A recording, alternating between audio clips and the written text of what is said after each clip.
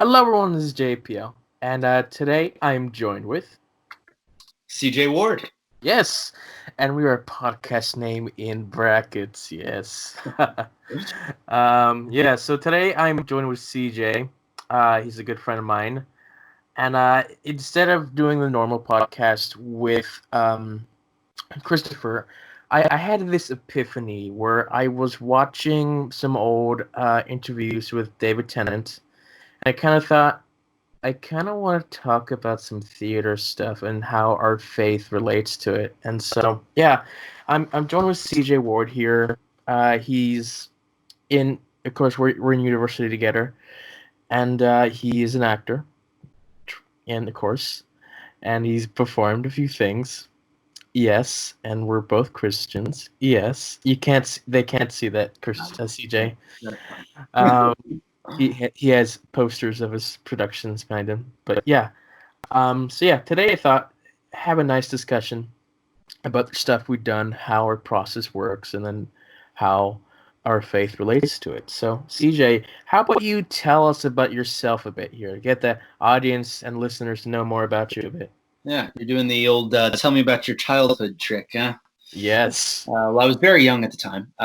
No, no. So yeah, I am originally from Baltimore, Maryland. Mm-hmm. Moved to Florida when I just turned 4. My parents just felt a call from the Lord to move to Florida. We didn't know a soul, but got plugged in down here and have lived in Central Florida ever since. Been in Christian school my whole life. Yeah. So there's that. And when I say Christian school, the school I graduated from, I went from second grade all the way up until graduation. Ooh. When I say small Christian school, I mean pre-K to 12th grade, 350 kids. My graduating class was 28. So Not bad. yeah, Not bad. not bad, but tiny little school. But absolutely loved it there. And got interested in theater through that. We'd always done class plays and such in elementary school, and I was cast as leads in a lot of them, which really kind of got me first interested in it, and then I got into junior high and high school and really realized this is something that I really want to do.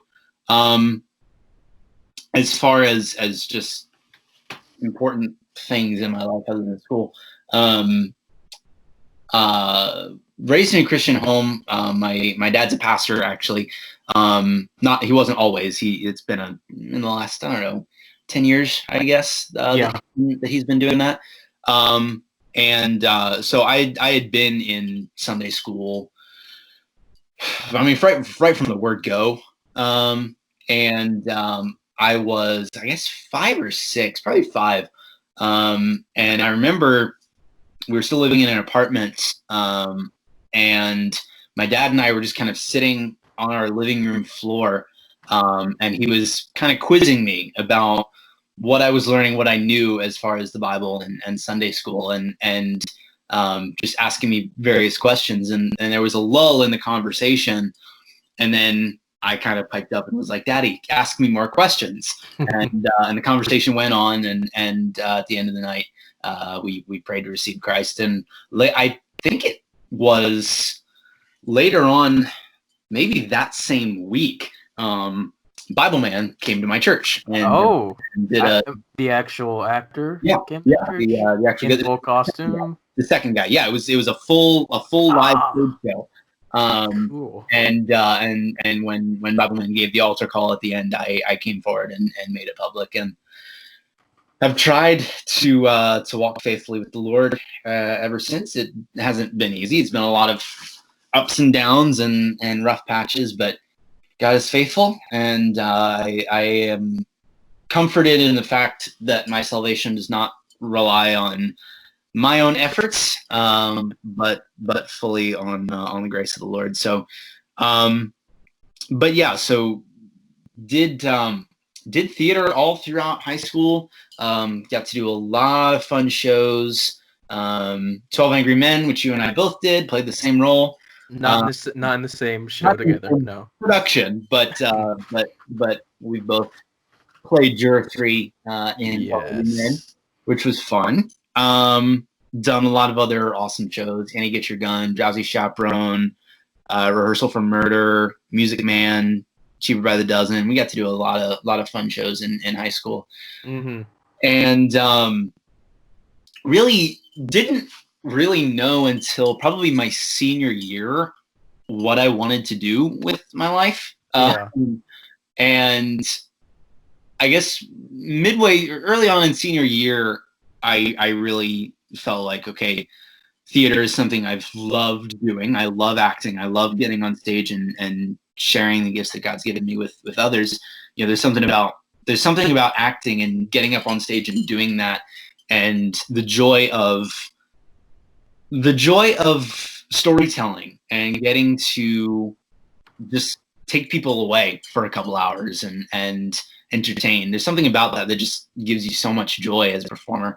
I knew that I loved doing that so much, and I really started to feel like that was what I wanted to do.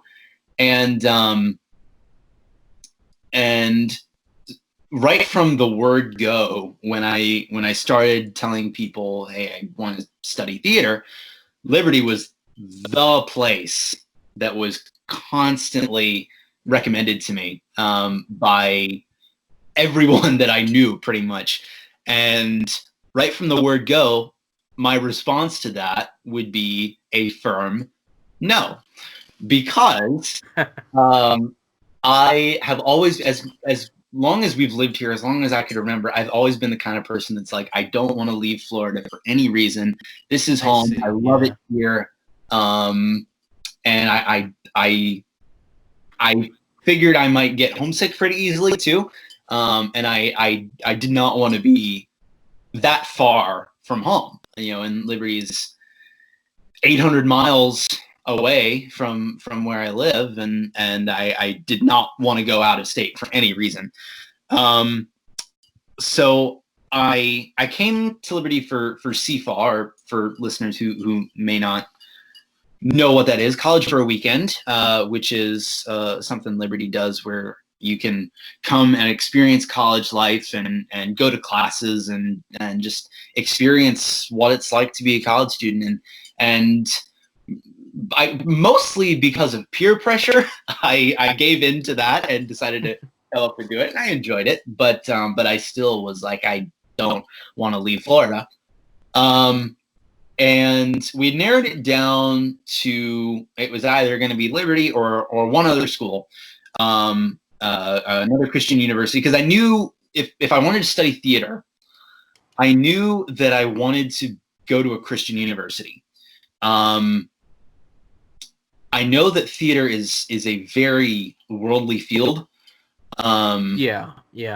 And I knew that I wanted to be in a place where I wouldn't be asked to compromise, where I wouldn't be in a position of having to cave in my my moral convictions. I didn't want to be put in that position, and so I knew right from the word go I wanted to be in a Christian school. And so long story short, we set up a visit with this other school who we had heard wonderful things about. It's about 2 hours from where I live, close enough where I could pretty much go home on weekends if I wanted to. Having already been to Liberty for CFA, when we were setting up the visit and setting up our meeting with the theater dean, we asked, is there any possibility of me getting to sit in on a class? Because that was such a beneficial experience at CFA, and I wanted to have that same kind of experience at this other school. And what we were told on the phone was, unfortunately, that's our semester audition day, so we're not really going to be able to fit you into a class. And I was like, okay, that's fine. So we went and we visited this other school. Beautiful campus. We got to go to a chapel service. We loved every single thing about this place. And halfway through our visit, when we broke for lunch, we were like, man, this is it. You know, we were so excited. And after lunch, we went to our meeting with the theater dean. Well, clue number one should have been that the theater building was about 2 blocks off campus, and walking into the place and talking with the dean and other people in the building, you immediately got a very us and them vibe. You immediately felt like it was a separate entity from the rest of the school. You know, they don't mess with us, we don't mess with them, we do our own thing over here. And we got that vibe talking with the dean. It didn't bother us too much, but it was odd. Yeah. And then at the end of our meeting, my dad and I kind of looked at each other like, oh, what the heck? We'll try again. Any chance of me being able to sit in on a class? And the dean was like, oh yeah, we got one in this room, right back here behind me. Just go in there, tell them what you're here for, and it'll be fine. I'm like, awesome. And so I went in, and they were rehearsing some monologues that they had been working on. And my parents love to tell the story. When I came out of that room after the class, the look on my face was pure horror. The monologues that were done at this Christian university, every single one was full. I mean, full of the foulest of language and the vilest of sexual innuendos. Every single one. And the professor was praising all of these as you know, not just great from the performance aspect of the students, but great from a literary perspective. And I was shocked and appalled at what I had just watched. You know, and if it had been any other school, I wouldn't have been surprised, but because it was a Christian school, yeah, and because that experience was so radically different to everything else that we had experienced with the rest of the school, and so I walk out of the classroom, and my parents could immediately tell there was something wrong, and I said, they looked at me and they're like, "What's wrong?" And I said, "I'll tell you when we get in the car." And we walked out in silence, got in the car, and I said, "Mom, Dad, I'm going to Liberty." And it was such a God thing. It broke my heart, but it was a blessing in disguise, because I was not supposed to be in that class. And had I not been in that class, I probably would have gone to that school and gotten stuck in a place that would not have been good for me. So the rest is history, and now going into senior year of college, and the Lord is faithful and has blessed me in a lot of ways. So that's me in a nutshell. Well, yeah. That was a lot. What I meant was tell us about your YouTube channel, about what you do there. That's what I meant. Yeah. So my YouTube channel, I have I've got a YouTube channel. I do a weekly NASCAR recap show. I'm a huge NASCAR fan. In fact, if you walk into my room, it tends to slap you in the face with all the decorations I have on my wall. Or you just look at your attire and your or photos that you look during class. And so it's called The Fifth Turn, and I do that show every week.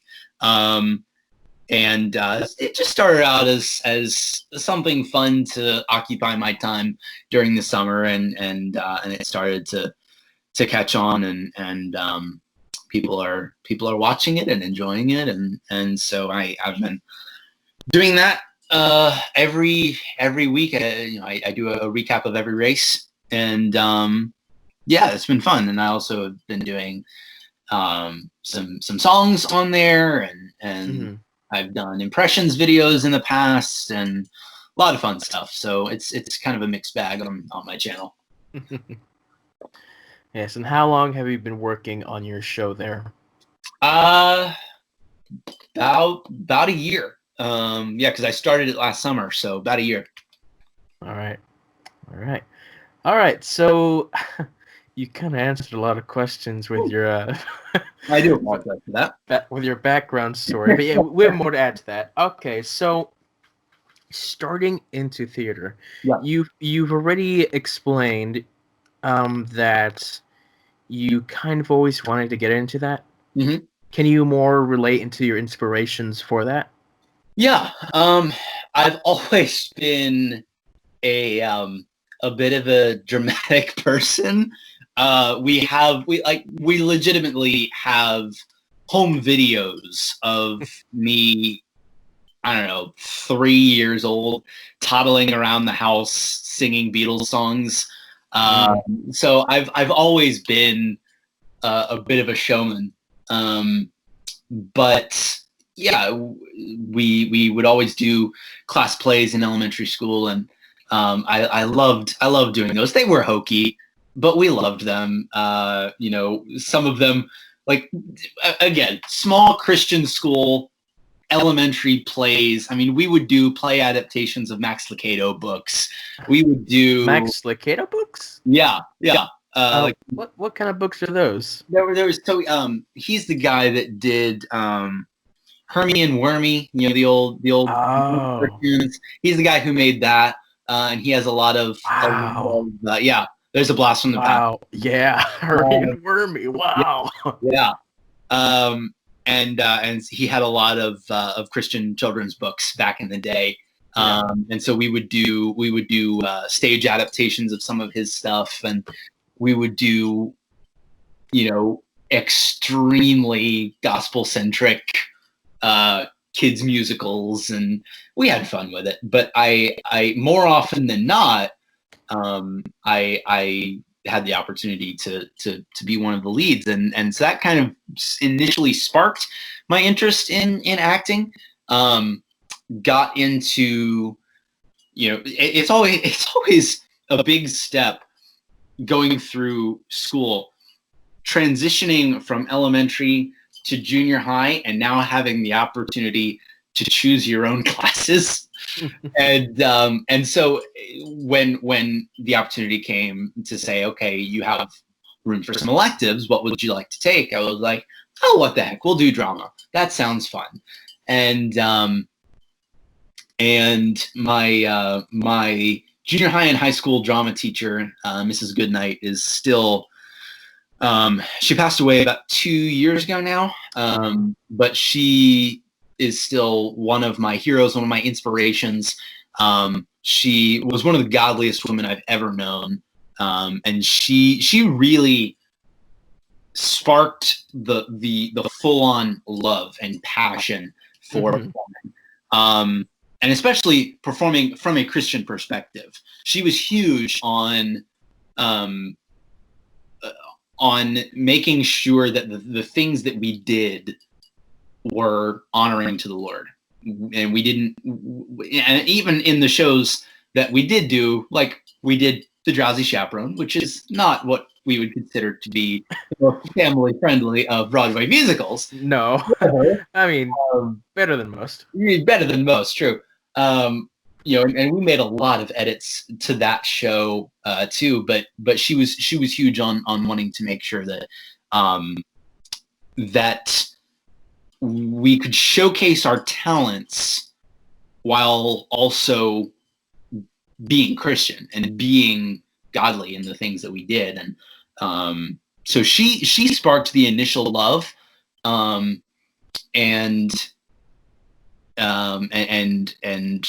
made me want to, because there were a lot of comers and goers in my high school drama class. A lot of people who clearly were only there because their parents were like, you should take an elective. And had no interest or desire in pursuing this. And of course, those of us who were serious about it always were a little irritated at those people, because they tended to drag the whole crew down. Definitely biggest thing when it comes to the line memorization. Oh my goodness. But yeah, we had fun in high school, and one of the joys of high school theater is creating inside running jokes that we would somehow slip into each and every show. There was a performance of, as I recall, where it started was a performance of The Man Who Came to Dinner, where there's a scene in which Mr. Whiteside and Banjo are debating back and forth how to capture the girl, and they're trading suggestions back and forth, and somebody just improv'd this line that didn't make any sense but was hysterical, and they were like, we could do this. No. Well, how about this? No. Beavers. No, that's no good. And so that caught on to such an extent. We worked beavers into every single show that we did in high school. So 12 Angry Men? Oh, that was probably the funniest one, because the way that we worked it in, so Juror 11, who's the European guy, okay. He has a line somewhere in the show where he says, in my country, in Europe, this is our custom or whatever. And so my buddy Micah, who actually just graduated from Liberty, by the way, nice. We convinced him to do it. And so the way that line unfolded was something to the extent of, the point that I wish to make is, in my country, we have this saying about beavers. so it was fun, and wow. and we would, much to the chagrin of our directors, we would work into every show that we did somehow or another, and it was fun. Fun high school stuff, yeah. Oh yeah, plenty of great memories of high school drama class. To let you know the kind of drama student that I was, there was one year where I kid you not, I won an award because I loved falling on the floor. Our drama teacher gave me the drama award just to appease me, because I was always, whatever improv scene we did, it always ended with me on the floor. And she was just like, just because I think this will make you stop, I will give you the award. So yeah, we had fun. But wow. Goodnight was probably the initial inspiration and sparked that love of acting that I would later pursue. Right, yeah. Do you recall what your very first play ever was? Are we talking legitimate, or are we counting elementary school? Let's try both. Okay. Try both. If we're counting elementary school, it was second grade, and it was a Max Lucado story called The Song of the King. And I played the prince, and the overall plot line of that story was, it was kind of a Knights of the Round Table kind of feel, where the prince challenged his knights. He's like, my father plays this song on the horn. I'm the only other one in the land that can play it. I challenge you all to go out on this quest. You can each choose a partner. Go through the woods inhabited by whatever creatures. Listen for the trumpet song, and that will guide you home. And the big reveal at the end is the knight who was victorious because he chose the prince as his partner, who could hear the song better than anyone and could guide him home. And So that was the very, very first. If we're saying, okay, just legitimate shows, it was 8th grade, Annie Get Your Gun. Huh. We did, which was of course my first repeat show, which is why it meant so much to me to get cast in that show again. Liberty was because for me, it was a perfect way to pay tribute to my late drama teacher. But I joke about that show because when we did it in high school, I played a role that does not exist. In the start of the second act of Annie Get Your Gun, you have the European tour sequence. Yes. When he performs in front of kings and queens and all of this, and it's this huge number.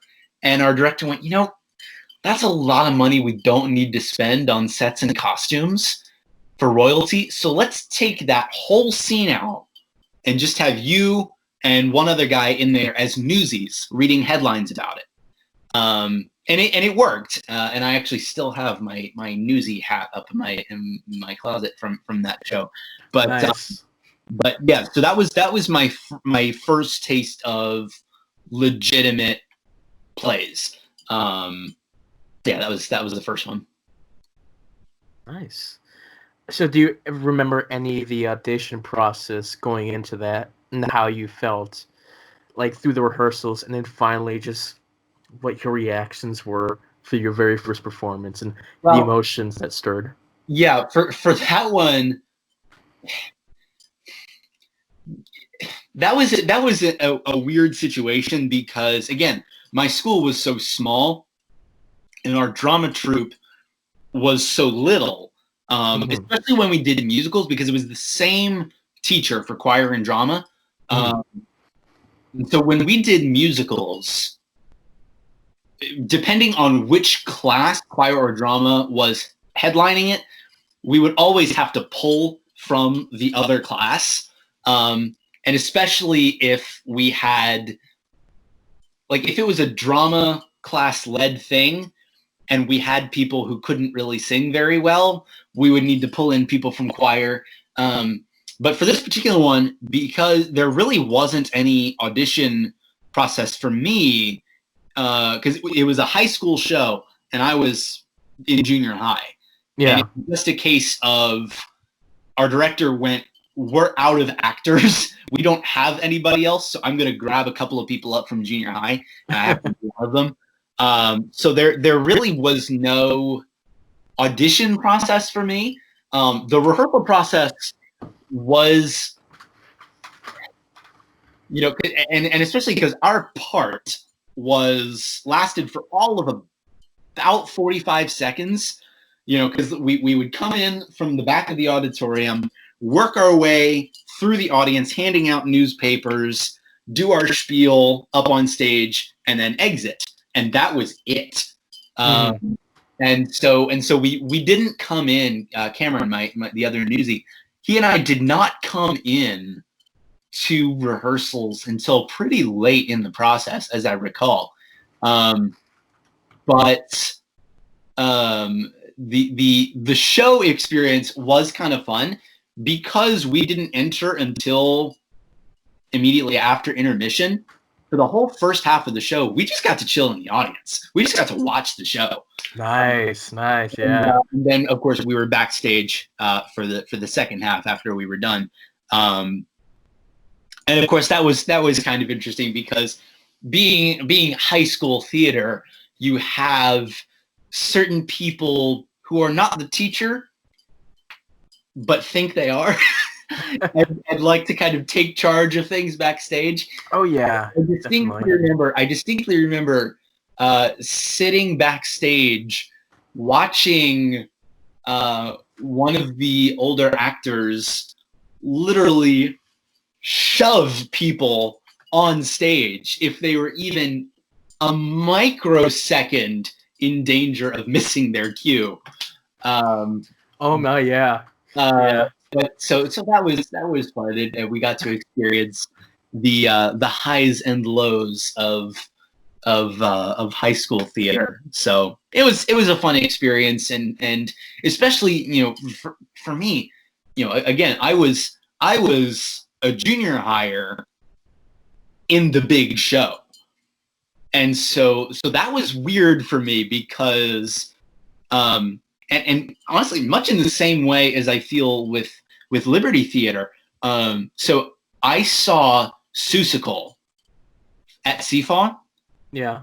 And I remember, because I was, still a high schooler, when I saw Seussical, I was like, oh my goodness, these people are so talented. I would sort of idolize the people on stage who, of course, I get to school and they end up being some of my best friends. And it's just that weird dynamic change where it's like I go from putting you on this pedestal as the big people, and now we're all on the same playing field, and you're one of my closest friends. So, oh yeah. So I experienced that with Annie Get Your Gun in 8th grade, and entering Liberty as well. But yeah, it was a fun experience. Nice. I think going back, it's hard to remember definitely like when my first time on stage was. Yeah. I if I can recall, it was definitely probably in kindergarten, and like these are the things where we did not have a choice. Yeah. To do it. Oh, absolutely. There was performances where it's just you in a choir singing, and just because they want you to do stuff like that because they think it's cute. Yep. I hate that, but at least it got us a little bit of experience. Yeah.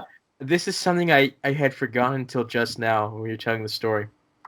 But I don't remember what it was. But it was some kind of performance things. Yeah. And it probably had something to do with Noah's Ark. The thing that I remembered was that we were told to make our own costumes. Oh no! At home. Oh. No, that wasn't a bad thing because I have my mom. She's an art teacher. Good. There you go. So like she saves me. She's the best. So what I had, I'm pretty sure I dressed up as a macaw. Nice. So basically, it was just a red baseball cap with like this foam beak like glued around it. Just a red shirt, and then it's just like cardboard shaped into wings. That was, tied to my arms. Oh, that's so amazing. I could just flap up and down, and that was basically my whole dance routine. And I don't remember anything else much about it except that when we did a performance, it was like in this big professional theater that I guess we were invited to do. I have no idea. It's just like a kid, and it's like, oh man, gosh, it's really cool. Yeah. But one of the routines was that during one of the songs you got like squat down. Well, we did not practice this with our costumes, and my wings went down to like my legs because being a kid and all, you got your short legs, and so when I did that thing, I looked down. I can't squat. I got these big old wings going up. So throughout the entire time we had that routine, all I did was I flapped my wings and I shook my head no. That's amazing. I think I remember that specifically because I felt slightly embarrassed because like, oh my gosh, I'm standing out right now. I'm the only person not going in with this routine. I think it's on film somewhere. Oh my goodness. I'd have to go deep into my archives and find such content. But you know what? That was something that I remember specifically about that time. Without my permission. Then another important one would be in 4th grade or 5th grade, one of those two times, where it was related to music class that we all had to go and do these things. And this one was for Christmas time, and I believe we had this Christmas program about the children of the world and that kind of story. And so basically, some kids did these little introductions before we did our songs, like, "Hey, I'm from so and so country," like, "Niet, I speak Russian." We celebrate Christmas and the love of Jesus and all of that fun stuff. And then we'd have these songs, and then some people were doing these routines, these little dance routines, to help go with our song. And like one thing about that was like I got to be involved in one of those routines where my only role was just to hold this pole with streamers of blue, like shake it up and down, left to right to be water. I remember the song is singing like to the living waters, it's like something like that. Yeah. And I just remember that being one of the first times where I actually went to audition for that, and like I was so happy where like this was a special thing that I got to be a part of. That's like, yeah. Instead of just me being those simple people just singing up there, I get to shake a stick around. Hey. I'm so special. But besides that, theater itself was not really my radar of what I wanted to do for a while. I know that I wanted to be in the industry of entertainment and to help inspire our next generation, but I didn't exactly know what, how to do it. Yeah. It wasn't really till I was in middle school and I was watching the one-man show with James Arnold Taylor, for which he does. I'm not sure if you've seen that. Have you seen that? I think I've seen clips of it. Right, where he does like 200 voices live on stage, and it talks about his process of how he became a voice actor. And since then, it was like I was inspired and I wanted to be a voice actor. Yeah. I haven't really done much for that. I know that I tried to do the stop motion. Yeah. And I thought I can act. and I record my lines. Back then, I had the mentality of if I could read the line and I could read it in one take, that's the only take I'm going to do. Yeah. So all the lines I did were just pretty much one take. Terrible stuff.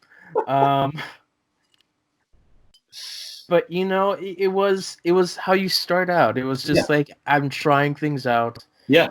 And seeing where that went. And it wasn't really until I was in high school, and this was my the second half of 10th grade, so really late into high school, or halfway through, I should say. I know we had a nice theater department, and my mother was like, "Hey, you should probably try out some theaters sometime." And it's like, "No, Ma, I don't want to do that. I want to be a voice actor." And so pretty much my friends, they were gearing up for their next show, Midsummer Night's Dream, which was a Shakespeare play. And I know that they needed a big cast for that one specifically. And so they were really like asking people to help out and, try out. It's like, okay, I'll try it out. Just this once. I'm not expecting anything, but you know what? I did. I tried out. I don't exactly remember the audition process. I think we were told to be a tree, which was one of the process. I was like, "Hey, be a tree. You're a seed, and you're growing up, and whatnot." Have you ever tried like those small exercises before? I think we did a few of them. Mm-hmm. I know we did them. There were times when we would go to like regional competitions. We actually, who it was? We went to a state competition because a few of us had done well enough in regionals to go on to state, and I was in a workshop with Alice Ripley from Next to Normal. And she did a lot of those kind of exercises, of be a tree and feel the energy and all that fun stuff. Yeah. Walk around as if you're like a fairy, Yeah. like light as a feather. Yeah, Walk around as if you're really old or have all this weight carrying you down. Like those type of exercises. And after that, it's like, okay. Then I got cast, which was like, what? I'm cast. Oh my gosh, what do I do? Like, and I was cast as Theseus, Duke of Athens, which was royalty, and I thought, oh, that's pretty neat.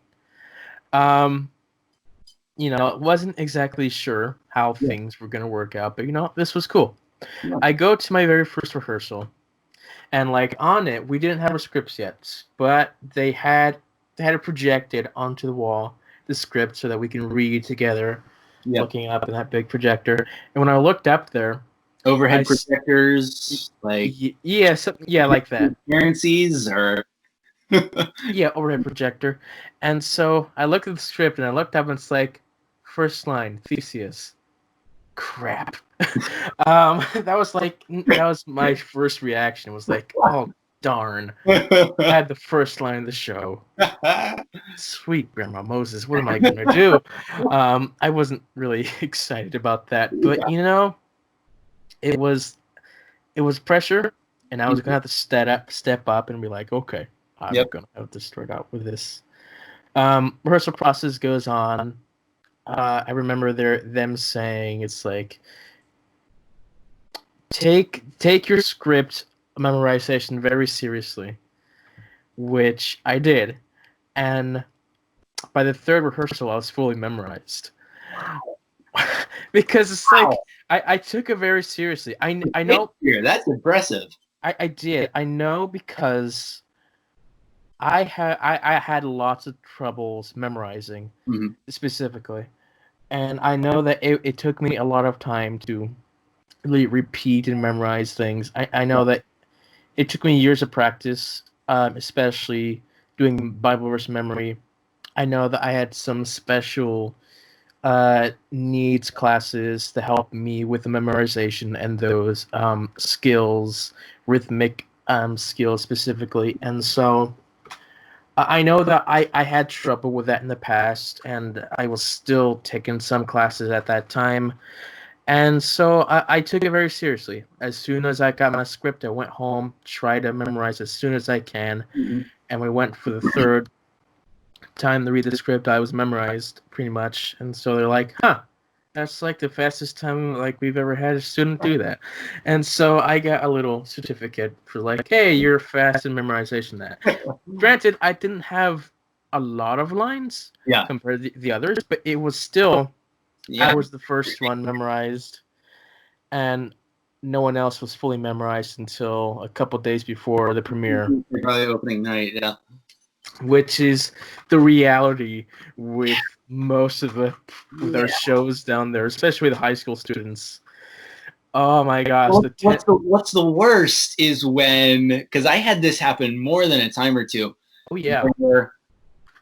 It's not that like we had everybody is memorized, everybody's got everything down. Okay, blocking, music, whatever. Okay, we're good.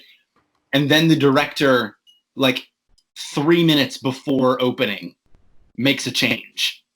Oh, that was always the worst, because they were like, oh, we finally settled on a show. We finally have something prepared and ready and halfway decent, and now you're going to throw a wrench into the whole thing. Oh, that was always one of the worst for me. Yeah. And so, and this was all high school. Like every single play we did, I was always the first one memorized, and it wasn't until like the last few days before the opening night that everyone was memorized, except for one show, which I'll get into that later. But yeah, that of course that was frustrating, but it's also I'm a bit proud because I was able to do something like that, and it was nice. And so when we get to the first performance, strangely enough, this is probably a weird thing that's I've not really noticed this much in other people, is that for some reason, when it comes to the very first performance of the show, I'm not nervous. Like I'm not backstage with the butterflies. It's like I'm confident and I'm prepared.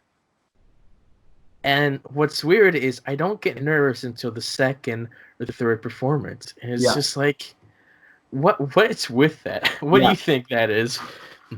I mean, I think partially one of the things that because I'm one who I've never really struggled with stage fright or nerves or anything like that. You know, I get a little bit right before, you know, the curtain comes up. Yeah. But as soon as I hit the stage, I'm fine. I think partially, especially for me in high school theater, where we would only do one show a year, which means that basically you have, if we're doing a show in May, we have literally from January until that show opens to get this thing prepared. And so for me, I think part of it was you're just so ready. Like you're almost sick of this thing already. You're so ready to just get it out and get it in front of an audience. Were you a school too that only had like 3 performances? How many shows did you guys? We did 2 years, so once a semester. But like, how many performances of one show? One show. At the very least, 3. Okay, yeah, because we would only ever do 3, and so I think part of that may just be, you know, you just need to get it out. Yeah. And so you're so ready to have an audience see this thing, it doesn't really bother you. Having a real live audience there changes things. Certainly, yeah. Because you have this whole new thing called reactions getting thrown into the mix. And that changes the dynamic and the energy of the show. So it adds an unpredictability to where, you know, you have that first show to go, okay, that was interesting that people reacted there or did this thing there. And then maybe you go into the second and third shows going, okay, I don't know what's going to happen here. I know for me, second show was always the worst. Because, you know, closing show, you're like, okay, you're ready to get it over with. You're ready to be done with it. I'm going to make this the best show yet. Opening show, you know, you either have the nerves and the audience reaction giving you energy, or, you know, you're just ready to start doing it. Second show, you can kind of slip into a bit of apathy at times, but right, yeah. So pretty much first show, I'm all calm compared to the other people who are the ones who were spending the last days trying to memorize. Me, I'm all ready. And it's like they're all kind of nervous, and I'm like, come on, guys. In terms of what you were saying, like the older people who were like trying to get people ready on stage, I was that guy. Even like very early on, it was like, guys, there's only 2 pages until we're on. Just get there, get behind the flats, just get ready. Come on, guys, get off your stupid phones. And you know, that was fun. I guess it's really strange because when I'm working in theater versus when I'm, you know, interacting with friends, there are 2 different people. Like, especially during rehearsals. In rehearsals, you know, we're rehearsing, we're fine. We get to the performance, I am dead serious about this thing. You better be there when I say you gotta be there. Okay? I'm not joking around. I'm like stone cold serious. I'm glaring at you. I'm like, come on, let's go. My director would always call that the look of love. Yes. So yeah, I take these performances seriously. I don't joke around, and when I see other joking around, I'm always like, yeah, get off, go, get off, come on, gotta go, let's do this, punk. But you know, that was the first time I enjoyed the theater, and you know, by the time I got to the final performance, which was of that first show, mm-hmm. you know, it was raining loudly, so we had to project, and it was difficult for a lot of people. But I remember, I didn't know this, but I had when it started raining, started getting louder. I instinctively had to just speak louder, so I did. Mm-hmm. And so after the performance, my castmates were saying, "It's like, did you notice that our director, Robert, was like behind the flats, right there, like trying to yell, project to everyone." And like when he saw me projecting out there, he was like, "Yes." I didn't know that, and so it's like, oh, that's pretty neat. So yeah, that was, of course, the first performance. Mm-hmm. And there was always this one performance in every show that I did there. I call this the Friday morning performance, where after the Thursday night, we have a nice performance, and then the Friday morning, I dubbed the worst performance we ever do, ever. And the reason why is because, again, we're early in the morning. That's one. And we have a different audience than we normally do. Mm-hmm. That morning is usually presented to our elementary students or visiting schools. Mm-hmm. And depending on who you have and depending on which show you're doing, their reactions are really rough. Mm-hmm. And so I remember that first Friday morning was really rough for me. Like, I remember saying the first lines during the show, during one of their times, and I had this one monologue, and I completely forgot about the monologue. It's like, I got to that point, it's like, what the crap is my line? And so really, it's just like, I'm stumbling, and I'm thinking, okay, I'm going to have to take this line, put it in one sentence, yep, and say that. It's like, yep. Okay, do what your father says, or you're gonna die. Not that exactly, but you know, to die a death or to become a nun is pretty much what I said. So then you know, it's just okay. Now I gotta get off stage. Like I really had to finish this off. Yeah. I turn around and I accidentally start saying the first line that we entered with, and it's like, come, like, oh, dear Hippolyta. And I think this is the first time I ever said the word "damn it." It was like I said it under my breath. Yeah. And so like I said, "Damn it!" And so we just walked off, and I punched the wall back there because I was so frustrated. It's like you put so much work into that, and it's like, man, I hate this. Yeah. And you know that was the show where we had so many memorable accidents. Oh yes. Yeah, of course. That's always the performance that you have the accidents with. And so one time we had machetes for that show.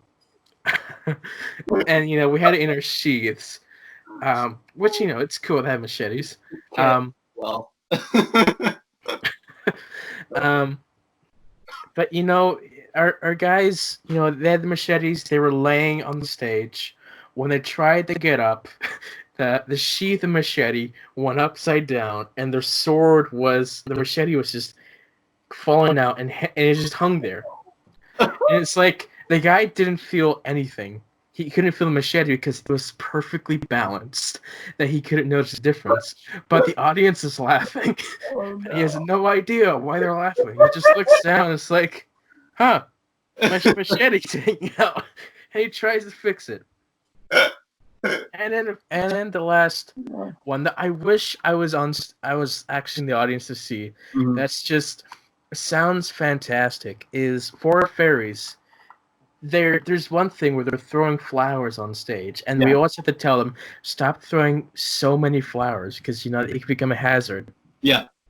So our King Oberon, he runs on stage, slips on a flower, and and he lands like this in that seductive pose, and it's just hilarious because you couldn't tell that it was an accident, and so it was awesome, and we loved that, and I hated those performances. Yeah, just fighting Morty performances. yeah. We had a few of those because first time I ever did those midweek morning shows, actually Bedford Boys.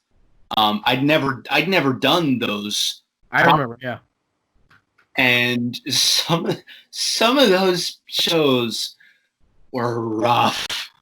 I mean, it's early enough in the morning when we have to get there. It's like, man, I've barely finished my coffee, for crying out loud. And of course, we're sold out. Yeah, we're sold out, and then it went okay. But there were moments, and I think the funniest moment from one of those performances that I remember that it was kind of a joy to be on stage for. I mean, we had several happy accidents in that particular show. One of which I believe was in a morning show where it's right before we all leave, and Terrence putting balloons all over the place, and there was a balloon that was tied to the chair that Clayton was sitting in.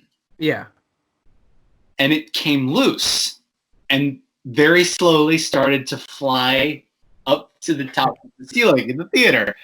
And totally in character, as I was the only one who saw it, and I yelled to him in character, and I was like, come on, get the balloon, Clyde, get the balloon, and he just barely missed it, and we all just kind of watched it fly up into the scaffolding, and that was funny. There was one time when Camden was trying to distribute the milkshakes or the Coke floats or whatever it was that we were drinking, and one of them proceeded to spill and go kersplat all over the stage. Oh yeah, I remember that. Yeah, my bare foot and just all over the place. And I forget how we played it off, but it was. Oh man, yeah, that one, yeah. That's a good show. And so yeah, morning performances, they're rough. Yeah, they're rough. They're rough because you're super early. It's hard to just get your brain going. And I think I told you this story before about 12 Angry Men, or 12 Angry Jurors in our case, was that we had a visiting school come, and their professors told them to be respectful and don't talk, and to be quiet during the show. And when we did the entire performance, there was not a single peep that came out of them. And it's like we're dying for energy at this point. And so we're sucking each other off. We're sucking each other's energy throughout the play. And it's like, oh my gosh, really, please laugh. Yes. Say something. Give us a reaction. They were intrigued with the show. They were following the story. Yeah. But they were not making a noise. Oh, it was so painful. Well, I mean, especially for you, because Juror 3 is a role that you gotta have something to feed off of. And I remember there was one performance when we did that show. So the monologue, and I may have told you this story. The monologue where Juror 3 is talking about I haven't seen my son in 3 years. That monologue. Every performance, they would laugh at that. And I don't know why. It may have just been a nervous laughter because of how oddly intense that monologue is. But and I remember that honestly gave me energy to do the rest of the show because it actually made me angry that they were laughing at that. When exactly did they laugh? After the monologue? Was it at the complete silence? It was. So I took a deliberate pause at one point during the monologue because it's something to the effect of then when he was 15, he hit me in the face. He's big. Mm-hmm. And I paused, and there was starting to be a little bit of laughter. And then right before I started into, I hate tough kids. You work your heart out, and you work your heart out, right? And then you see the people, and there was just kind of this awkward, nervous laughter that emitted from the audience, and it actually made me angry, and gave me good energy to feed off of later. But yeah, there's a lot of memories from that show too. In my case, I think they laughed after you work your heart off, and then there's just that long pause, and they were just mainly laughing at my facial expressions because I'm very expressive when I get all into that. So that's what a lot of people loved about me, especially my teachers, was just like, John, I love your facial expressions. That's just what I watch your show for. That show for me was my first experience with really getting pressured to be truthful in a performance. During our rehearsal process, this was our first show with a new director because our Mrs. Goodnight had already retired. And for this particular show, first of all, the audition process for this one was different from anything else that we ever did because for any of the Miss Goodnight shows, she let us choose what characters we wanted to audition for. Whereas Mrs. Owens, who directed 12 Angry Jurors, was basically just like, no, you're not going to choose. I'm going to say you're going to read for whatever I think you should read for, and then I'm going to cast you accordingly. Right, which for college, very well. But throughout the rehearsal process, one of the most fun things that we would do is we would do mock trials and mock jury fights where, we would say, okay, we're going to fight about, I don't know, bananas, just something stupid. Boys said it. And up until this point, I had always been the kind of actor who I was under the misinformation that anger and emotion just means volume. And so, especially for Juror 3, I would just yell and scream and shut up, Yeah. And our director challenged us at one point during one of our mock trials because it was all with the point of trying to build up to. What's that? Lost connection. I lost you for a second there. Gotcha. Yeah. So we were all trying to build up to the big climactic, I'll kill him. Oh, you don't really mean you'll kill me, do you?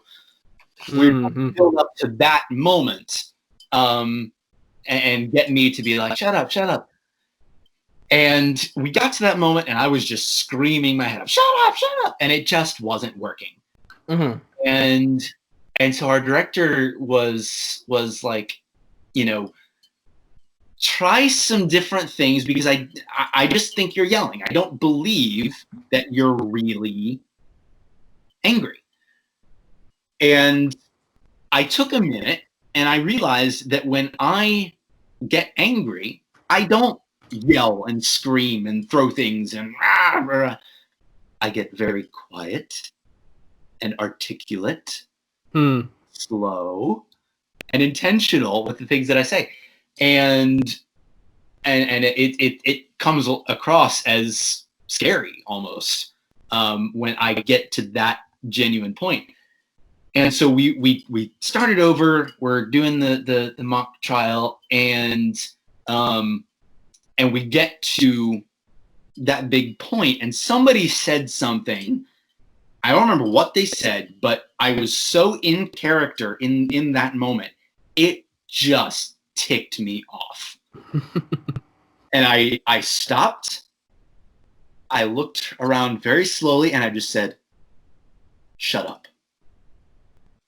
And the whole room just went, And everybody was like, okay, we're done. We need to stop there. We can't do anything other than that. And that was a breakthrough that it's like, okay, that, intensity doesn't always mean volume. Yeah, that was of course. a big learning moment. Another one in that show was we were working on, again, that same moment, the I'll kill him. And of course, we are, the way that we had it blocked is myself and Jur 8 are staring each other down from across the table. And right as I lunge out at him, I think it's Jur 5 that was supposed to grab me and hold me back. And he was a guy named Ben. And our director told Ben, she was like, because it just wasn't working the way that we were doing it. And she told Ben, do not get up out of your chair. Do not get up until you sense a genuine threat from CJ. And we tried that scene like 10 times. Yeah. Before he finally got up and grabbed me. And that was a big lesson in truth and believability and being genuine in performance. Yeah, this is one show that's good for high schoolers to learn about better. Yeah, definitely, it's a big one to learn for their performance skills. And this was my second performance ever in high school, which was a big deal to step up from being, Duke of Athens to suddenly you're Juror 3.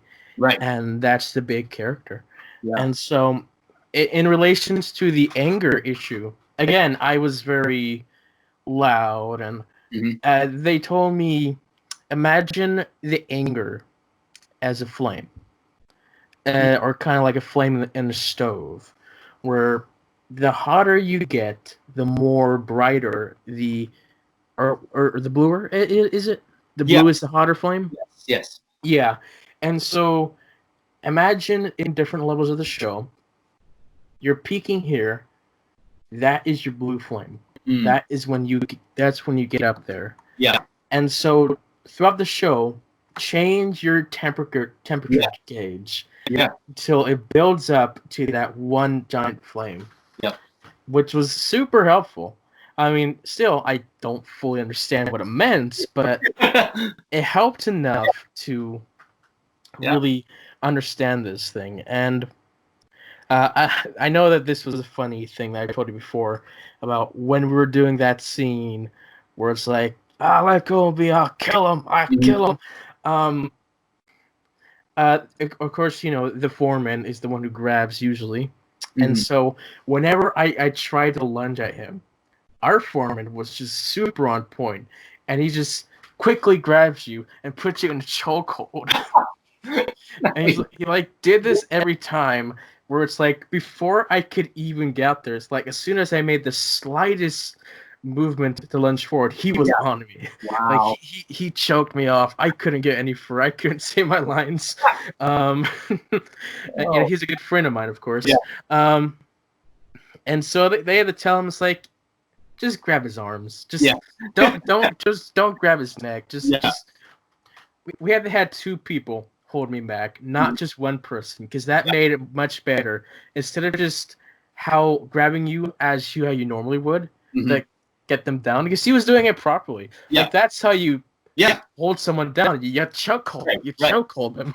And so they just had 2 people grab my arms, trying to grab me back. Of course, I'm so short and awkwardly shaped that when that happened, I kind of ended up doing a crab walk because of how squatted down and hunched over I somehow was. We have it on video. It's pretty funny. Mm-hmm. And so for a lot of the performance, I had to tone down a lot, like not just the anger wise, but you're expressive. I was very expressive. Yeah. And so one of the directors that I had there, Sandy Youngren, who I love very much as a director. She was very nice and helpful. And she told me, John, I'd never had to tell a student to like tone down in their expressiveness, which was really nice to hear. But it's fun. Yeah. But it's fun. Yeah. And so the last play that I'm gonna go over when I did was The Curious Savage. I've heard of that one. Yeah, the basic story of it was pretty much you're in kind of this mental home where the people are not crazy, but they're definitely not well. And so they're delusioned in their own way. This person comes here. They're sent there because they have access to money, and their stepchildren want to get that money. And so they think by deeming her not well, they can get access to her. Trouble is that she had hid the money, and so the show was pretty much her building a relationship with the people of the cloister home, and then her kids trying to get the money. And in the end, they don't get the money. She still has it, and she leaves because she doesn't really belong there. And it's a nice emotional piece. I played the character called Jeff, who was a World War II veteran pilot who crashed, and he had believed that his face was scarred, and so throughout the entire time he's just covering his face with his hand the entire time, like thinking that there's a scar there. But in reality, there's no scar there. He's perfectly fine. And there's another twist where he doesn't recognize his wife at all, and which was a nice dynamic that we had there. I think that this was another good show that really helped me get more into thinking of this more of a leveled person with multiple dimensions. Yeah. With Jeff, like Jeff, he wasn't just some tough war veteran who just had a deep voice like this. Yeah. I was surprised with how the direction was given for me, but in the end, I loved Jeff. I really did love Jeff. Like Jeff had like a nice higher voice like this. He was very polite, and it was pretty much all the girls was just so loving, lovable. It was like they were gushing for Jeff because he was just so adorable. Yeah, was the best thing to say about Jeff. I don't know why. I just wanted to talk about that show, but it's these things that help me learn more and more of these characters, because another big part of theater performance is creating a whole world for these characters that no one else besides you gets to see. And so for Jeff, like, you're thinking, okay, how does he think? What's his backstory? Like, why does he forget his wife? Let's try to connect some pieces of that. Okay, how about when this thing happens in the show, he has a flashback to the war, maybe. Or small things like that. And so you're building this up, and it's like the audience, they don't know exactly what's going on. Yeah.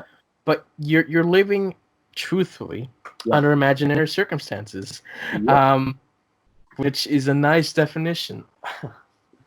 Which was even greater with being a storyteller and creating these things, which helped a lot when we came to Treason with a Cup of Tea. Yep. Which is my last performance ever. Which was really fun, because this is also the very first time these characters have ever been done on stage, ever. And so we had to decide who these characters are, how to create them, and I really loved Clark, even though he doesn't have many. I still just have this mental image of you falling over.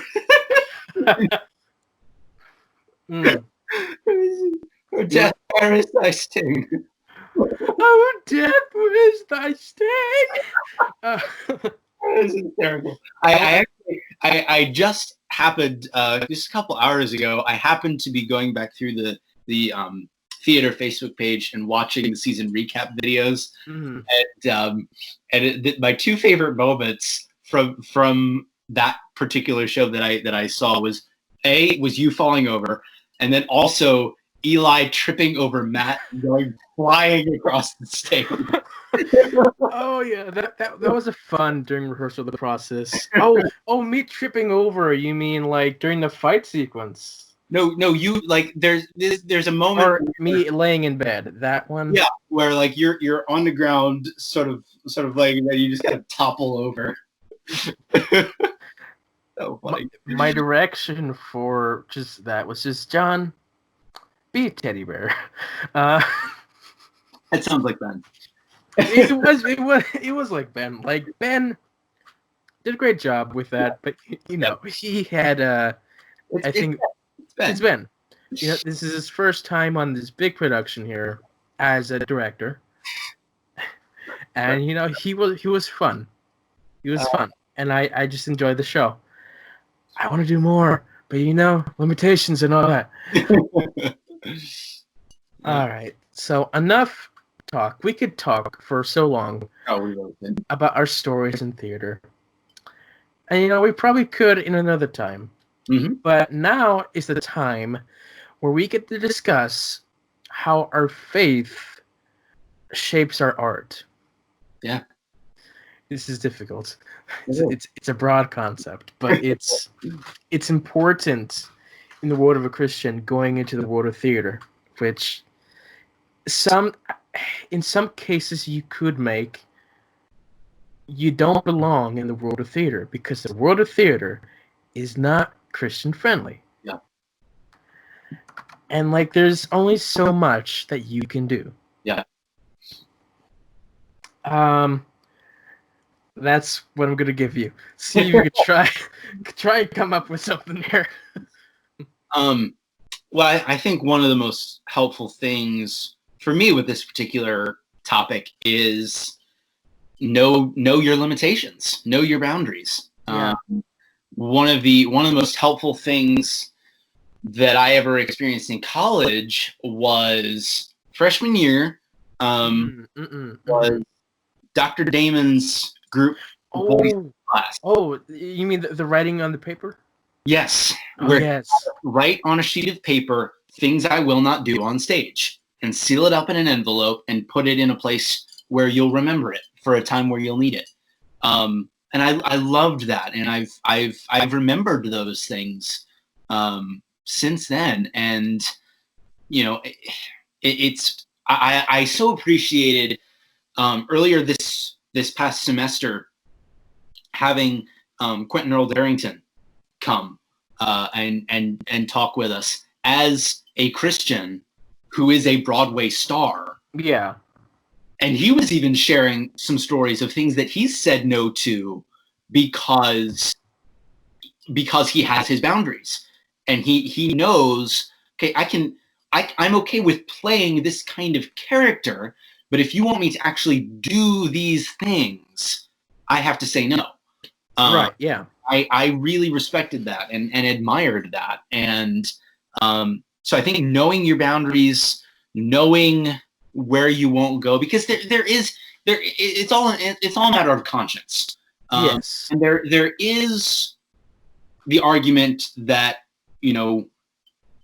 some things need to be shown in order to tell a redemptive story, which I get and agree with.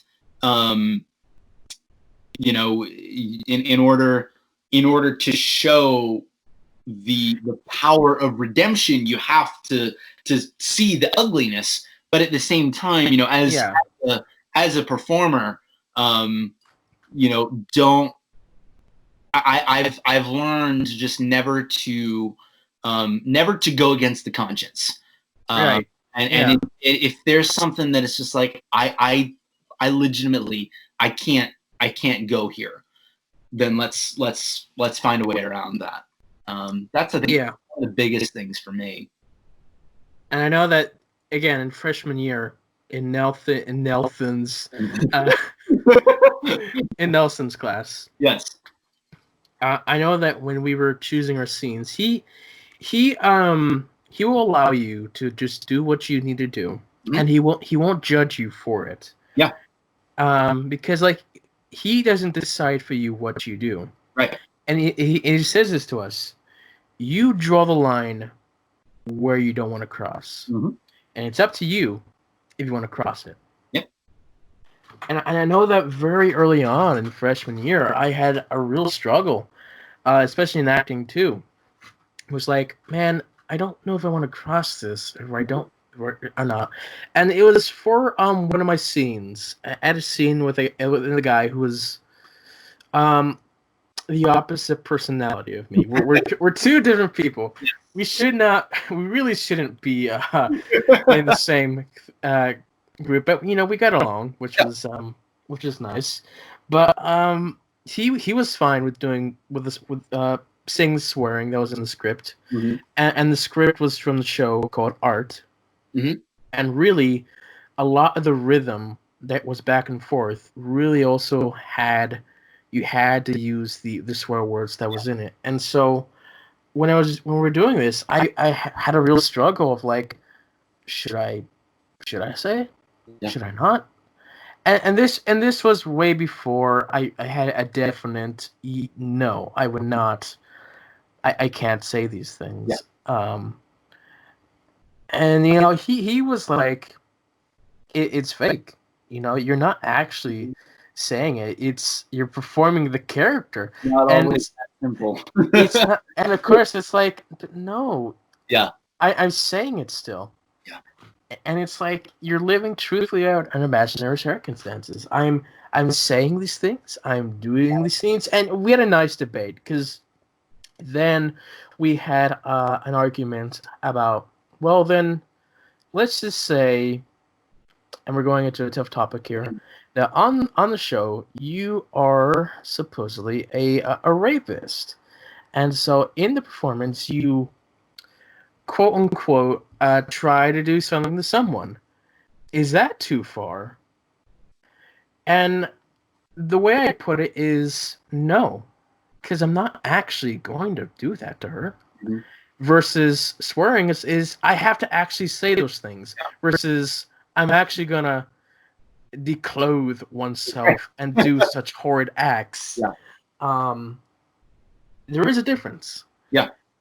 And so, again, you draw the line Yep. about where you're going to cross. Yep. And so, after much thought, I decided, no, I think this is it. I'm not doing that. And of course, we changed the script for that, and it was fine. Mhm. It was fine, and it was a nice, good moment and a Yeah. good lesson to learn in Yeah. the end.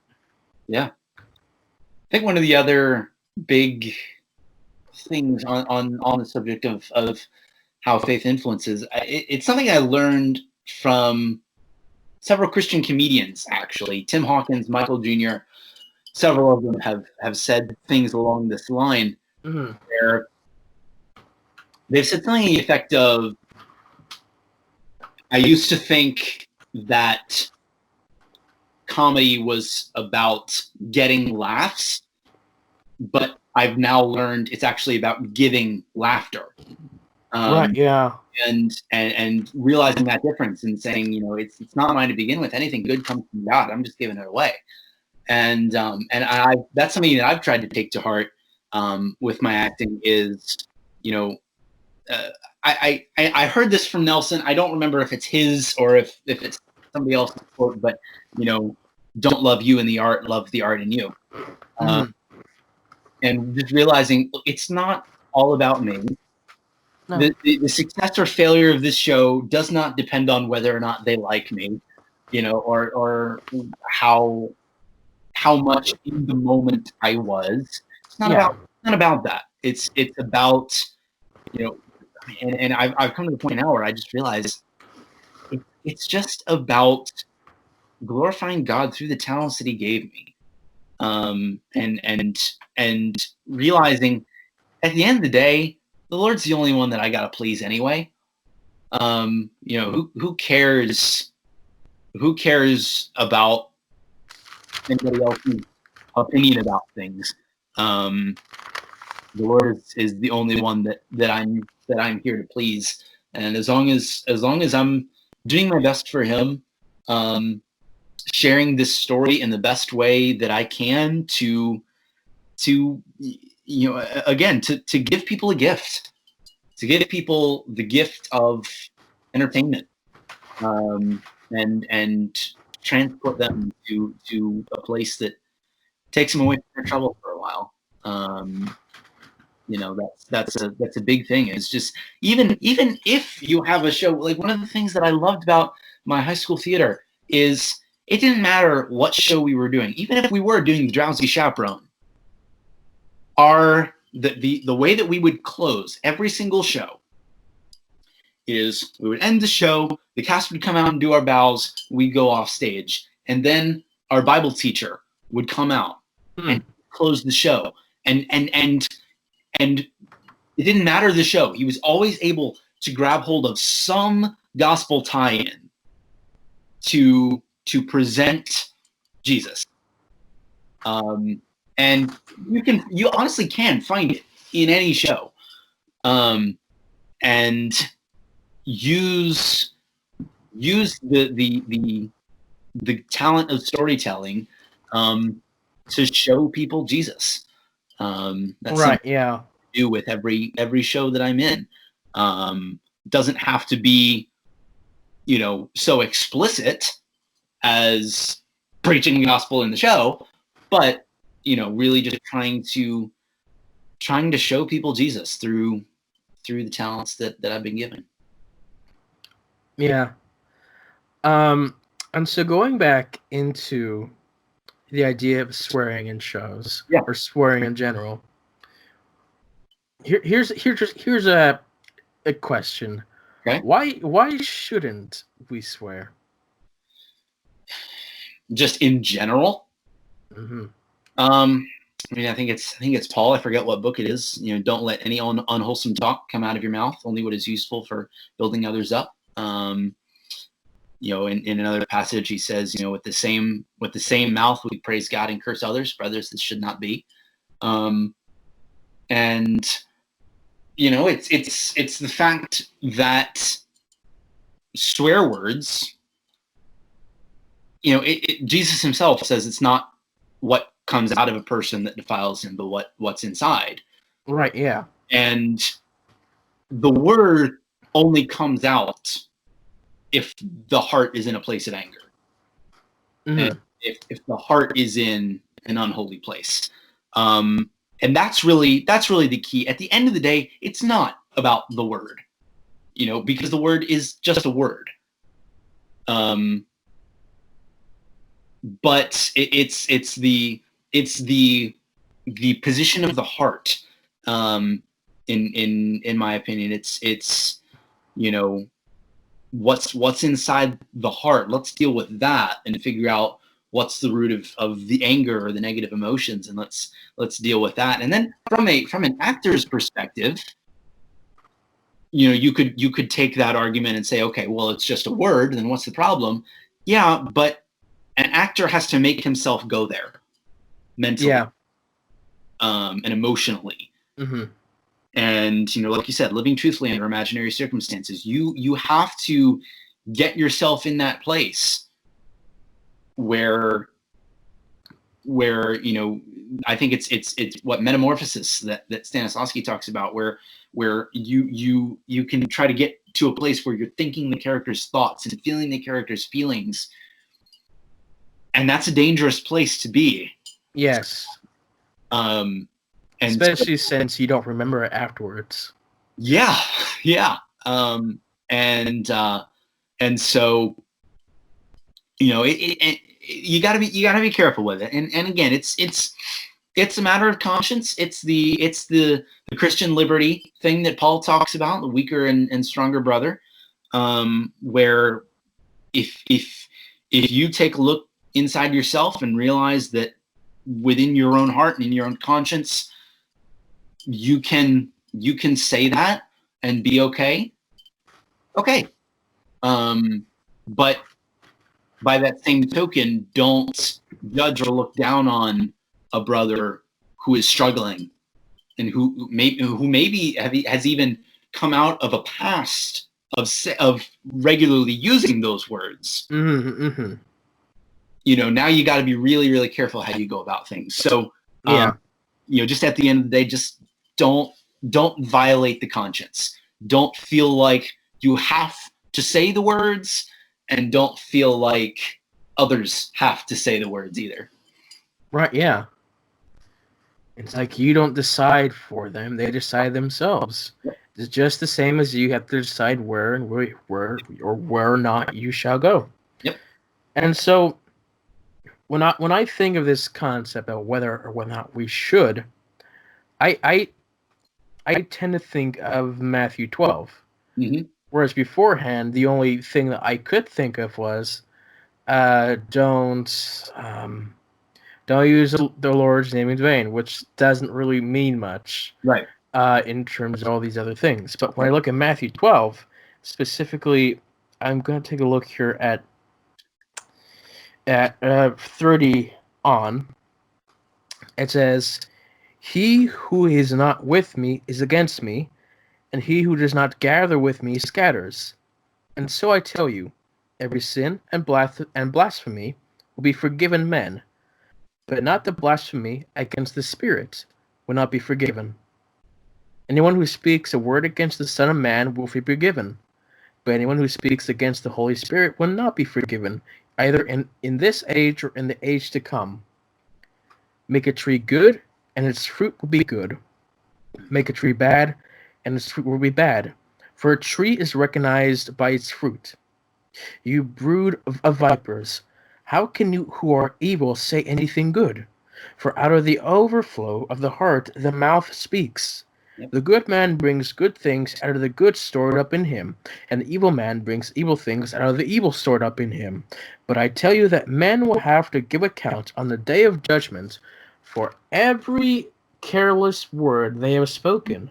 For by your words you will be acquitted, and by your words you will be condemned." Yep.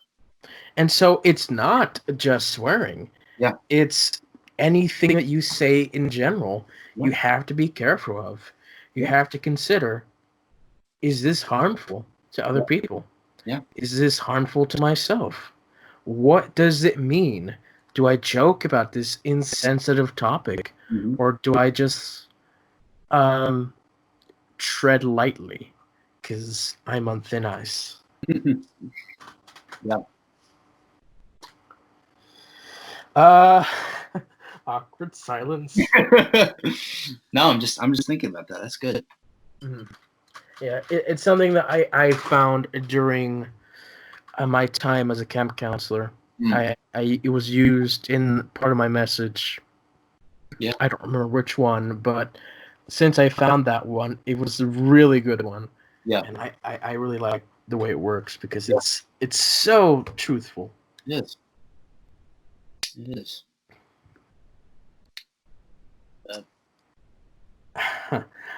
I guess faith in art Mm-hmm. is used to glorify God. Mm-hmm.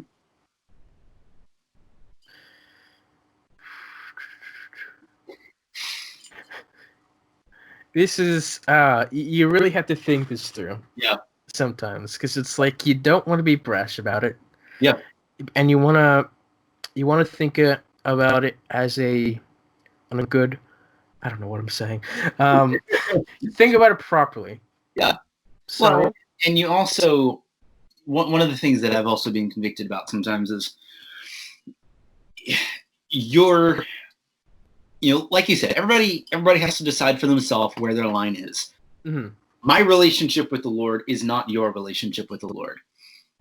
And so somebody else who has different boundaries than I do, again, like I said, don't violate the conscience.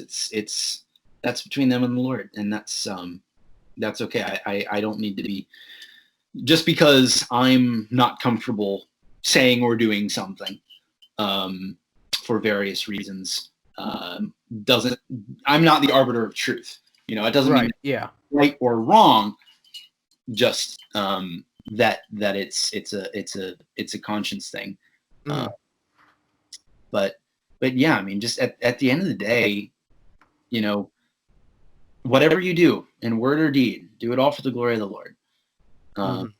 And you know, whether that's getting in a pulpit and preaching on Sunday mornings or being in a play, you know, there is a way to do it in a way that brings honor and glory to the Lord, that makes His name known, and you know, one of the things that I've always tried to do, and I struggled with pride when it came to acting in high school. Yeah. You know, there's only so much you did a really good job that the human can take, I think, before you really start to say, man, I'm really something. And especially after 12 Angry Men, which was kind of my breakout role, because I was just walk-on oblivious comic relief role for every show prior to that. But when I did that one, I felt like I finally got to do something and be somebody and have something to say about things, and the praise that I got after that show kind of went to my head. And since then I've really tried to learn humility when it comes to acting, because you know, and just realize, you know, people sometimes, whether they mean it or not, people are just gonna say, you were so good, yeah. And you know, just don't let it go to your head. Realize, you know, for me to realize I'm only here by the grace of God. I've only been given the opportunities that I have. Truthfully, so many of the shows that I've done, especially in college, I question the sanity of the directors. Oh yeah. I don't know why they picked me. I don't know why Nelson chose me for Arsenic and Old Lace. I really don't. That show was baptism by fire for so many of us. First of all, having the first ever college show that we do be a Nelson show. Also, for Nathan Beyer to be thrust into the role of Teddy after the original Teddy had to leave the school, was baptism by fire for him. For Vince to have to understudy a role because we knew that David was going to be out for one show.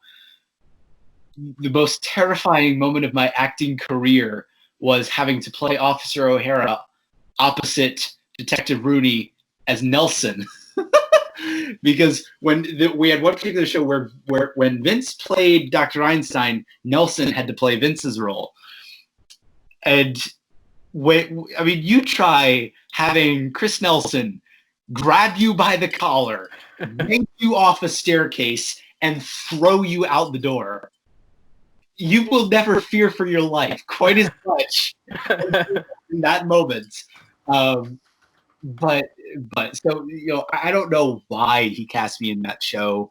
You know, there were so many other people that he could have chosen, and for so many of the shows that I've done, it's like, I don't know why. Yeah. I got the opportunity to do this. I'm so grateful for it because I loved it and I would not trade it for the world. But I really just, you know, like I talked about earlier, you know, love the art in you. Don't love you in the art. And you know, just be like, you know, God has blessed me with so many opportunities and incredible people. I mean, just the entire Liberty Theater experience for me has been incredible. Yeah. I mean, to be in a place where, I mean, where else is there a such thing as a theater worship night Where else do cast and crew do devotions in the dressing rooms before every show? That doesn't happen. And we've been so blessed to have that. I've been so blessed that, I've done 8 shows now at Liberty. And even in high school, in the tiny high school that I came from, you still had people in shows that you would butt heads with and just could not get along with, and they would drive you crazy. I've been in 8 shows now. I've never had that once for anybody. Right, yeah. And it's just there's just something special about a group of actors that have a singular focus, that it's not to elevate themselves. It's not to say, oh, this is my stepping stone to being famous one day. It's not about any of that. It's about to glorify the Lord and have fun. Mm-hmm. And when you get a group of actors around that share that focus, it's something special. And I've been so blessed to have been in that position for 3 years now. That's nice. We're entering a senior year, man. Oh, it's crazy. It's crazy because I don't feel like Arsenic and Old Lace was almost 3 years ago. I feel like I got here. But yet here we are in senior year. It's crazy. It's crazy. What are we gonna do, man? Yeah, it's nuts. And of course, I having done it, I can honestly say I don't ever want to do theater online ever again. Oh yeah, sucked. It does. It really does. Sucked. Like seriously, in Acting 3, it got to the point where Miss Cooper was. We tried, because we were using Teams, and we tried to do scenes over Teams, and with the delay and people's cameras malfunctioning, it got to the point Cooper was just like, to heck with it. Like, you guys just film your own monologues, do read scenes with a parent off camera. Just we can't do this anymore. Yeah. I don't ever want to do that again. No, definitely not. Here's an discussion that could be interesting. Okay. And it was, do we belong in theater? The Christian people. Because from whose perspective? It really depends on what perspective you're looking at this. Let's say that we hypothetically we're all called to share our faith with others. Yep. How, per se, are we doing that? By playing Juror 3. Yeah. Where do we share that with the audience? I mean, you can share it with your castmates. That's good. That's one way. But you still have a much larger audience that you could work with. And so there's that debate. How can I do this? Should I continue working with this? Because there's a large audience here. I can't say anything about that to them. And so here's how you view that. Yeah. If I'm called to spread my faith,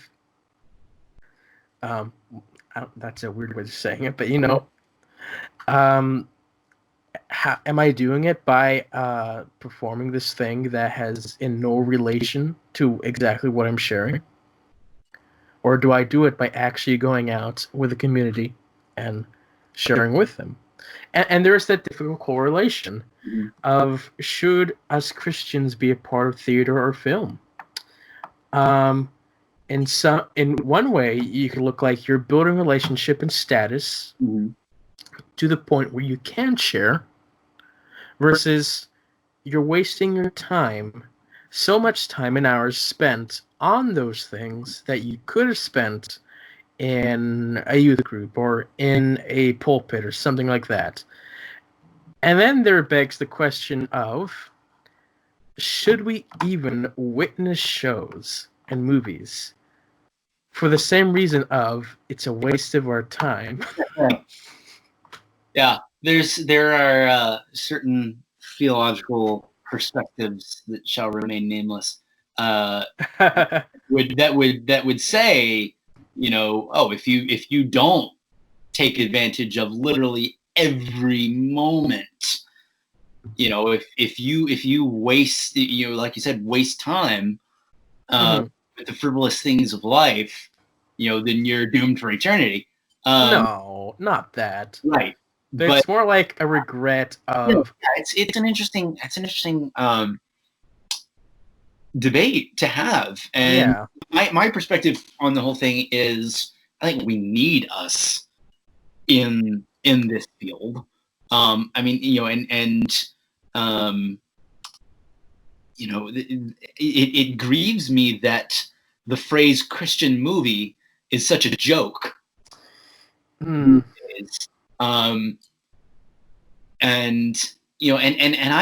I've long said, look, one of my big passions for even being in this field in the first place is to show people you don't need the language, you don't need the sex, you don't need any of the crud to be good entertainment. You can. There is a such thing as a clean, movie, play, show. Yeah.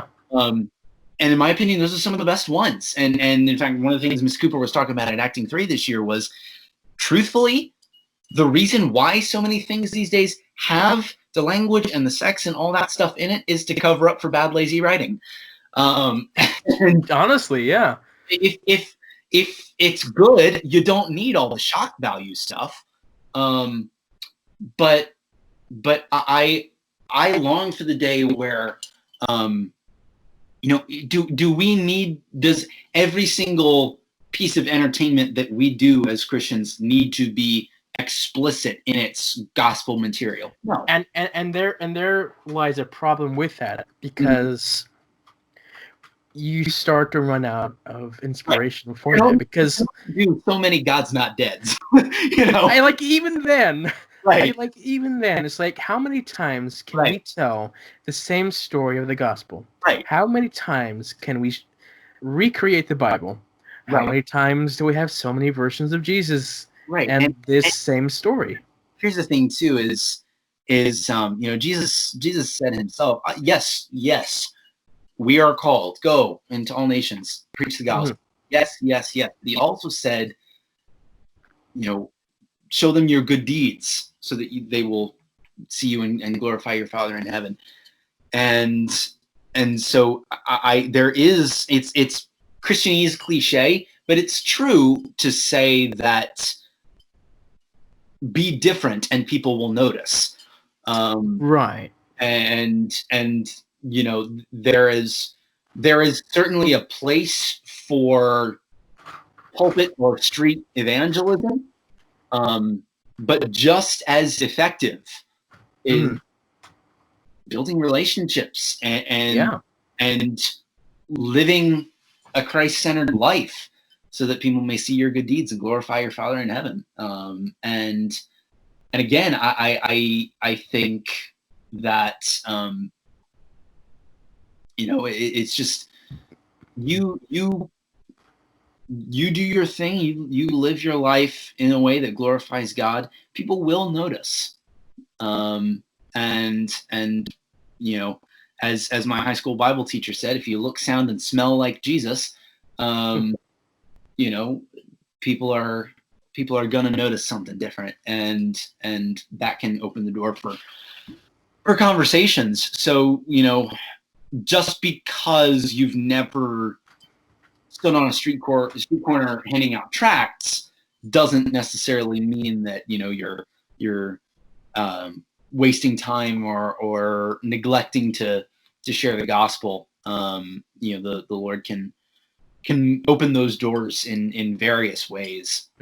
Yeah. And but as far as do we belong in the field, the world would say no. The world, yeah, is absolutely no place for you. But from my perspective, and from a Christian perspective, again, I think we're needed, because we live in a dark culture.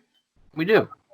And I appreciate so much. One of the shows right now, and yeah, it's another Jesus thing, but The Chosen,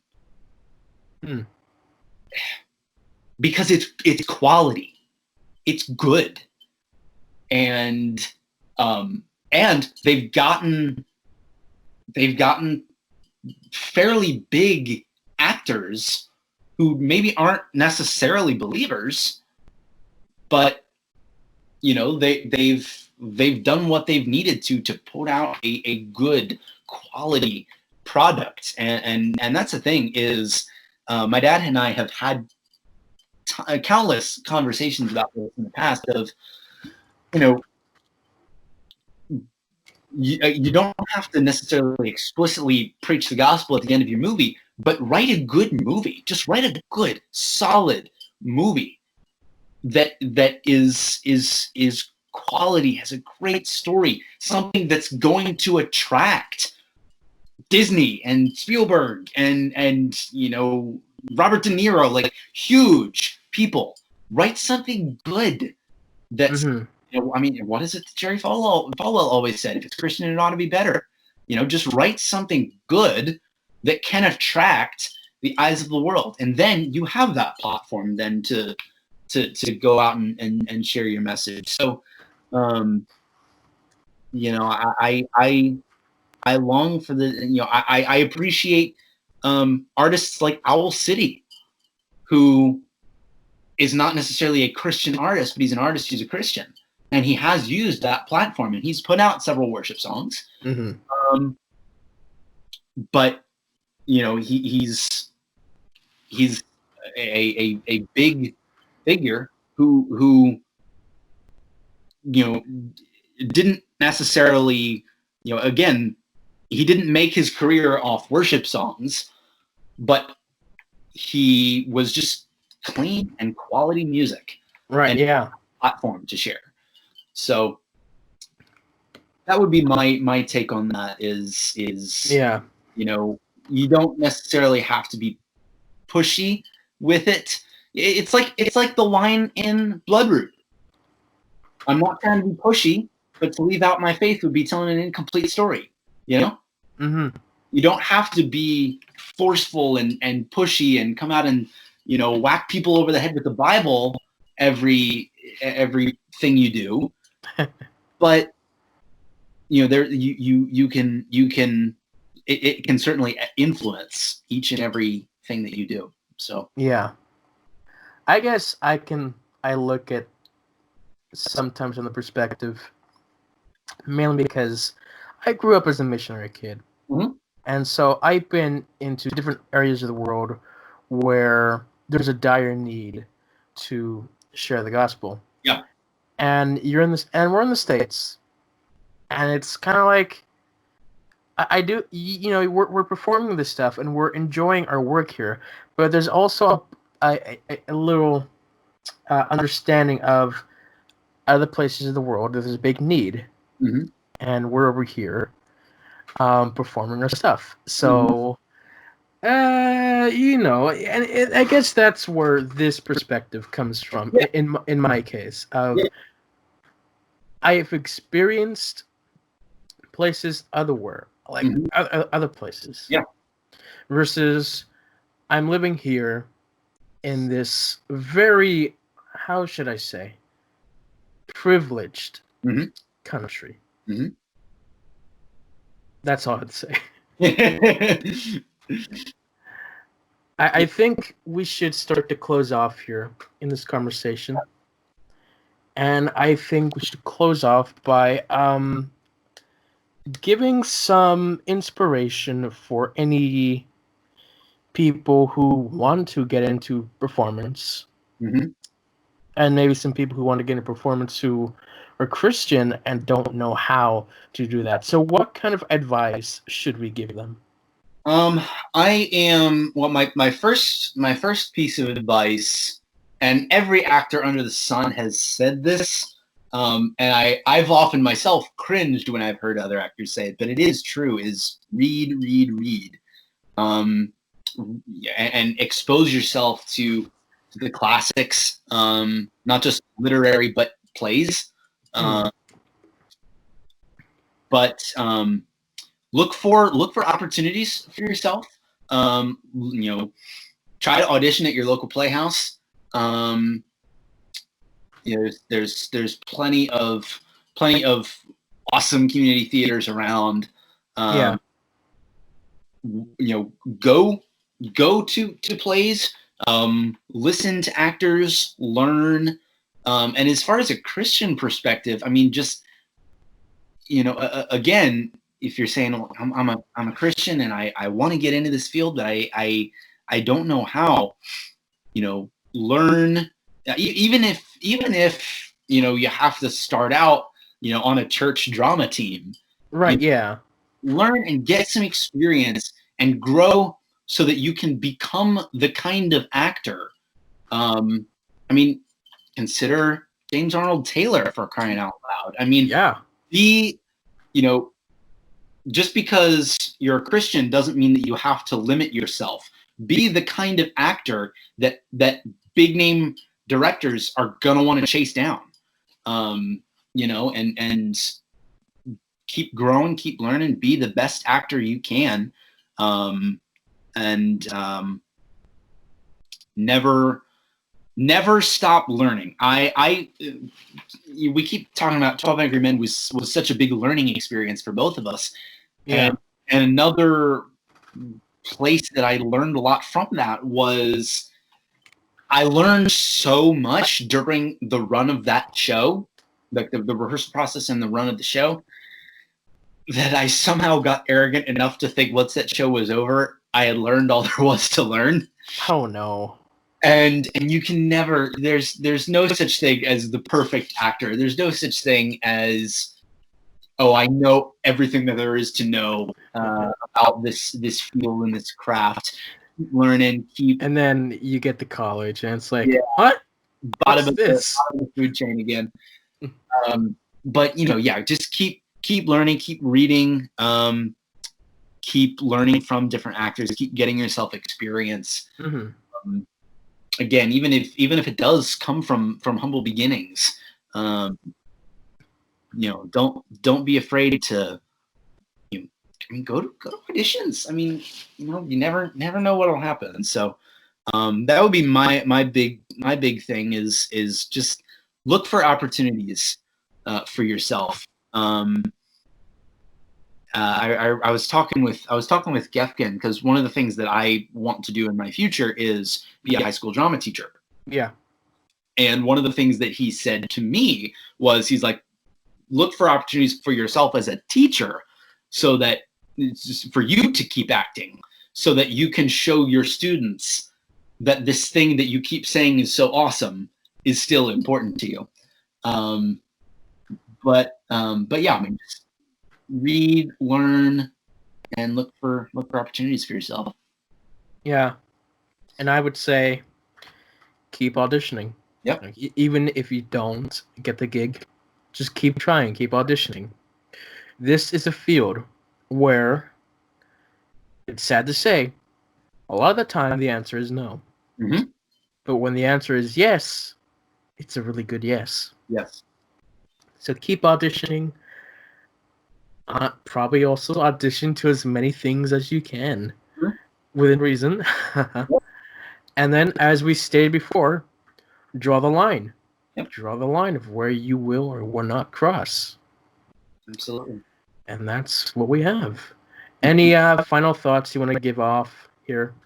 I mean, thanks for inviting me on. This was fun. Yeah. we've been talking for so long, it may have to go out in 2 parts. But oh no, this is all one part. But yeah, this was fun. Thank you. Yeah, my pleasure. All right. So yeah, thank you guys for listening, and we'll see you all next time. Bye. Take care.